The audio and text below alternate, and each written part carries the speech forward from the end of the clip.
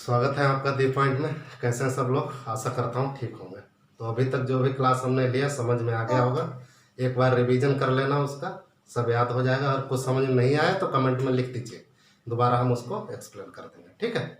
सो अभी आज का जो क्लास है वो है चीफ मिनिस्टर। अभी का कंपटीशन एग्जाम सब में बहुत बढ़ गया है। तो पहले तो प्रेसिडेंट और प्राइम मिनिस्टर तक ही सवाल आते थे, अभी राज्य के चीफ मिनिस्टर और गवर्नर से भी सवाल आने लगना। मतलब आपको वो भी पढ़ना है और ये भी पढ़ना है, तो कोई सवाल छूटे ना, इसलिए हम आज का टॉपिक में चीफ मिनिस्टर को डिस्कस कर रहे हैं। ठीक है। चीफ मिनिस्टर का चुनाव कैसे होता है, कैसे चीफ मिनिस्टर बनते हैं, ये पहले डिस्कस कर लेंगे। सो एक आर्टिकल 164 में सिर्फ ये लिखा हुआ है, संविधान में बहुत ज़्यादा डिटेल में नहीं दिया गया चीफ मिनिस्टर कैसे बनेगा। उसमें ये लिखा हुआ है कि आर्टिकल 164 में चीफ मिनिस्टर का चुनाव जो है गवर्नर करेंगे, मतलब राज्यपाल करेंगे चीफ मिनिस्टर का चुनाव। ठीक है।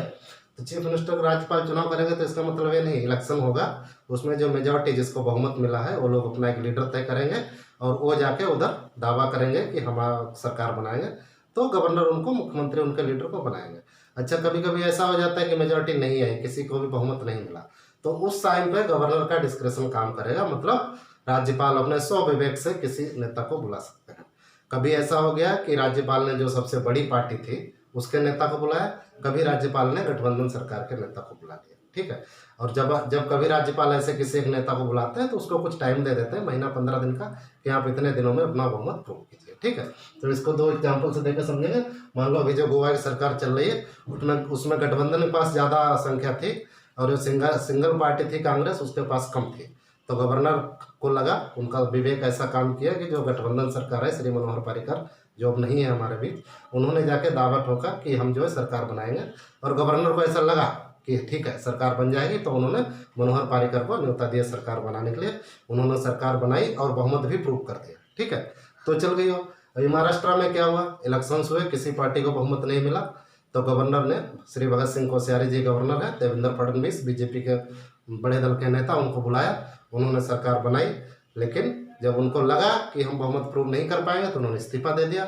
उसके बाद गठबंधन के जो बड़े नेता थे शिवसेना के, उनकी जो है अभी वहाँ पे सरकार चल रही है। ठीक है।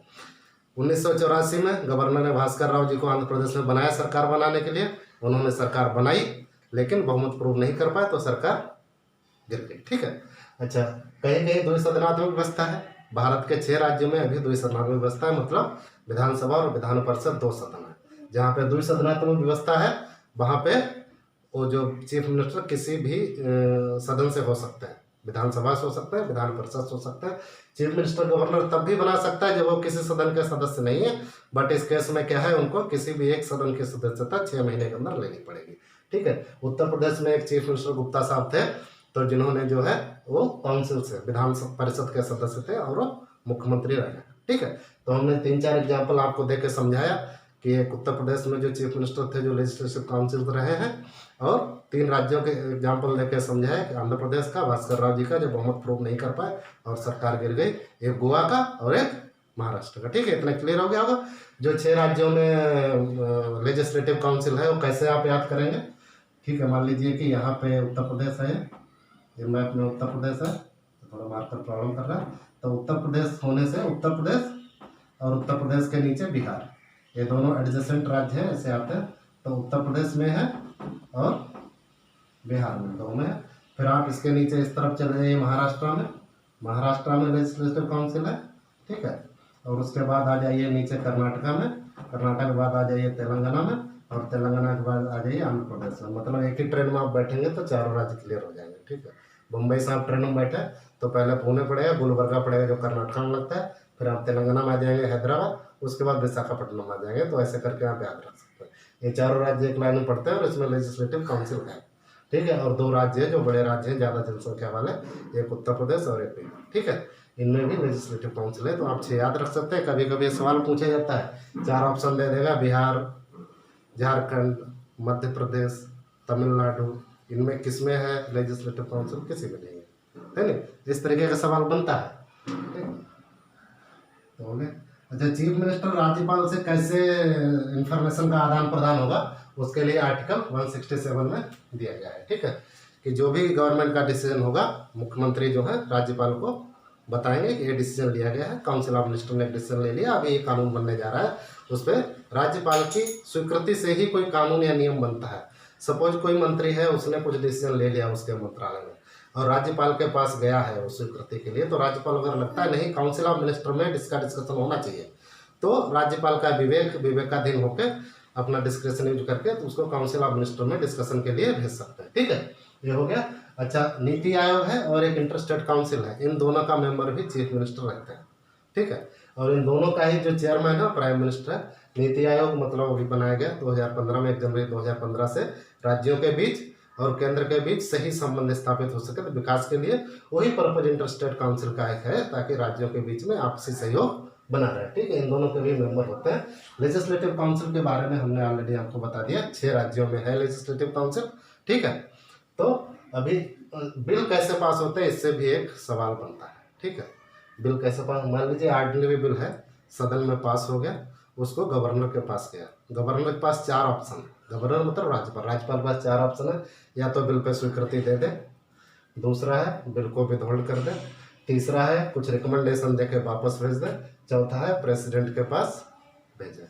स्वीकृति दे दी, बहुत बढ़िया, स्वीकृति दे दी, बिल कानून बन गया। ठीक है, अगर विथहोल्ड कर दिया बिल उधर ही टर्मिनेट हो जाएगा। ठीक है, अगर कुछ रिकमेंडेशन देने के लिए भेजा कि नहीं इसमें सुझाव है, इसको चेंज करके लेके आओ, सदन में दोबारा पास कराओ। ठीक है, तो सदन में दोबारा पास करके वो आ गया, वो चेंज करके आया, चेंज करके नहीं आया, सदन ने दोबारा पास करके दे दिया, गवर्नर को उस पर अपनी स्वीकृति देनी पड़ेगी और वो बिल जो है कानून बन जाएगा। अगर राज्यपाल ने राष्ट्रपति को भेजा हो बिल, राष्ट्रपति फिर क्या करेंगे, या तो बिल को पास कर देंगे, ठीक है, या तो बिल को पास कर देंगे या विथहोल्ड कर देंगे। ठीक है, विथहोल्ड कर दिया तो फिर गया उधरी बिल रह गया, या तो फिर भेजेंगे इम्प्रूवमेंट के लिए, कुछ सुझाव है कुछ उसके लिए भेजेंगे। सुझाव के बाद अगर सरकार ने माना, नहीं माना, फिर दोबारा प्रेसिडेंट के पास जाएगा, गवर्नर के पास नहीं जाएगा, ध्यान दो। जब उसको इम्प्लीमेंट करके दोबारा से राज्य सरकार भेजेगी तो प्रेसिडेंट के पास जाएगा बिल, गवर्नर के पास नहीं जाएगा। ये बहुत इंपॉर्टेंट क्वेश्चन है, याद रखो, ध्यान दो। प्रेसिडेंट के पास जाएगा, अब प्रेसिडेंट उस बिल का क्या करना है, एसेंट देना है, अपनी स्वीकृति देना है, नहीं देना है, संविधान में नहीं लिखा है, प्रेसिडेंट का मर्जी है। ठीक है, कोई कुछ नहीं कर सकता, संविधान में नहीं लिखा तो नहीं लिखा। ये तो हो गया ऑर्डिनरी बिल की बात। अच्छा, दूसरा है मनी बिल। मनी बिल होता क्या है, मनी बिल मतलब कहीं कुछ टैक्स लगाना है, कुछ बढ़ाना है, गवर्नमेंट का एक्सपेंडिचर किधर करना है, वो सब का रिगार्डिंग एक जो बिल बनता है उसको बोलते हैं मनी बिल। मनी बिल के बारे में एक इम्पॉर्टेंट बात यह है कि मनी बिल जो है गवर्नर की स्वीकृति से ही सदन में पेश होता है। पहले गवर्नर का अप्रूवल दिया जाएगा, फिर उसके जो है स्वीकृति से सदन में पेश होगा। तो यहाँ पे क्या क्या ऑप्शन बनते हैं गवर्नर के पास, एक तो बिल को पास कर दे, दूसरा विथहोल्ड कर दे, और तीसरा क्या करेगा, राष्ट्रपति के लिए भेजेगा। उसमें अप्रूवल नहीं, कुछ सजेशन नहीं दे सकता, इसमें 3 ही ऑप्शन बनते हैं, सजेशन नहीं दे, अप्रूवल दे दिया तो ठीक है, जनरली अप्रूवल दे देता है क्योंकि गवर्नर से पूछ के ही वो बिल पास दिया जाता है, तो अप्रूवल दे देता है।